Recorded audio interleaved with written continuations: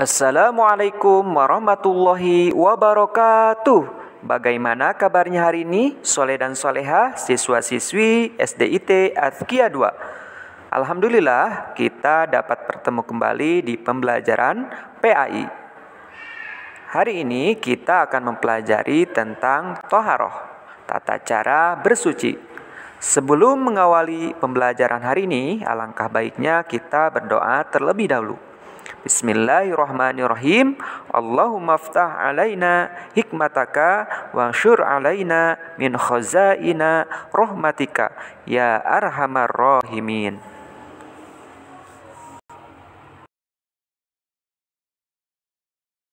Hari ini kita akan mempelajari tentang tata cara bersuci.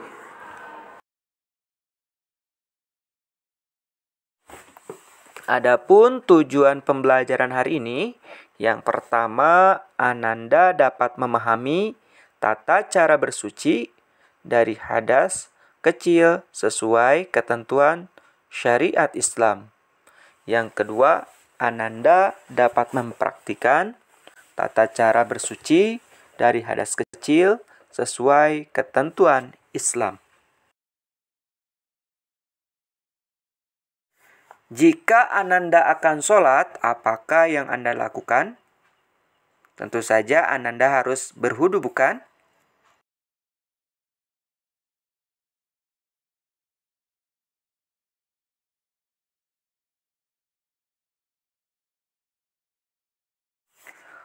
Toharoh berasal dari kata bahasa Arab yang artinya suci. Bersuci menjadi syarat wajib bagi seorang muslim ketika akan melaksanakan ibadah. Jadi, jika Ananda hendak beribadah, Ananda harus suci dari hadas dan najis, baik besar maupun kecil.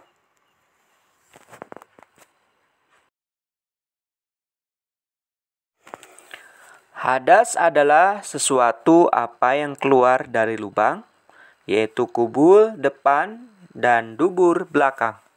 Contohnya kentut, buang air kecil, dan buang air besar. Jika Ananda sedang buang air kecil atau besar, proses keluarnya dinamakan berhadas. Adapun kotorannya dinamakan najis. Ananda bisa bersuci menghilangkan hadas kecil dengan berwudu. Ananda bersuci dari najis dengan cara membasuh atau membersihkannya dengan air. Bersuci dari najis disebut istinja.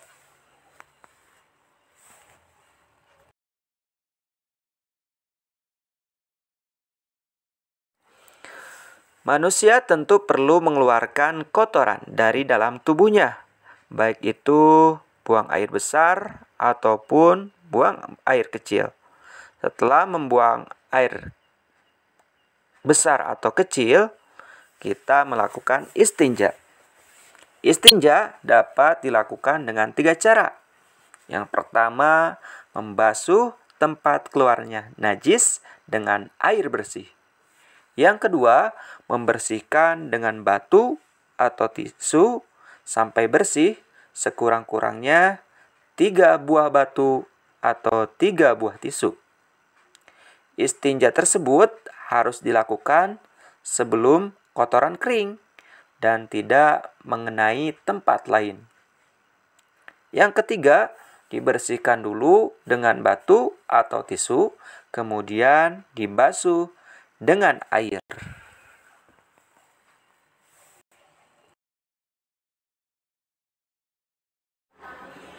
Sebagai orang yang beriman, Ananda harus dalam keadaan suci. Oleh karena itu, setelah istinja, biasakan untuk berwudu. Tata cara wudu.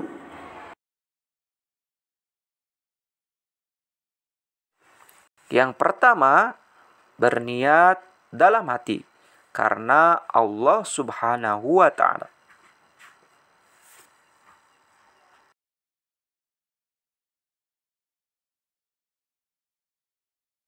Yang kedua, membaca basmalah. Yang ketiga, membasuh telapak tangan ke sela-sela sampai pergelangan tangan sebanyak 3 kali. Yang keempat, berkumur-kumur dan bersiwak sebanyak 3 kali. Yang keempat, membasuh lubang hidung sebanyak 3 kali. Yang keenam, membasuh wajah atau muka sebanyak 3 kali.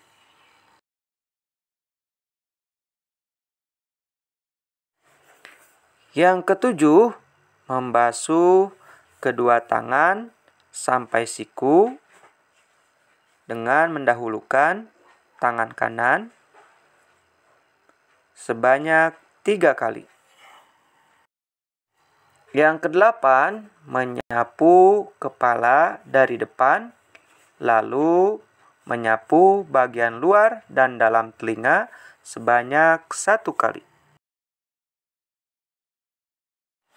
9. Membasuh kedua kaki hingga mata kaki, dimulai dengan mendahulukan kaki kanan, dimulai dari kelingking. Setelah itu, kaki kiri dimulai dari jempol sebanyak 3 kali. Yang ke-10 adalah tertib. Setelah itu kita berdoa setelah wudhu. Bismillahirrahmanirrahim. Asyhadu an la ilaha illallah wahdahu la syarikalah wa asyhadu anna Muhammadan abduhu wa rasuluh. Allahumma ja'alni minat tawwabina waj'alni minal mutatahirin waj'alni min ibadikas sholihin.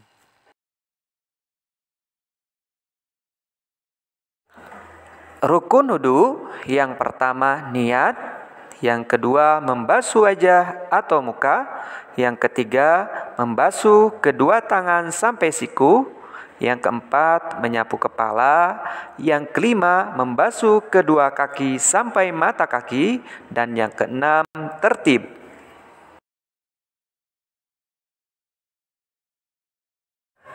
Sunnah wudhu, yang pertama membaca basmalah, bismillahirrahmanirrahim. Yang kedua, membasuh kedua telapak tangan. Yang ketiga, berkumur-kumur. Yang keempat, membersihkan kedua lubang hidung. Yang kelima, mengusap kedua daun telinga. Yang keenam, membasuh 3 kali 3 kali. Yang ketujuh, mendahulukan sebelah kanan. Dan yang kedelapan, berdoa setelah wudhu.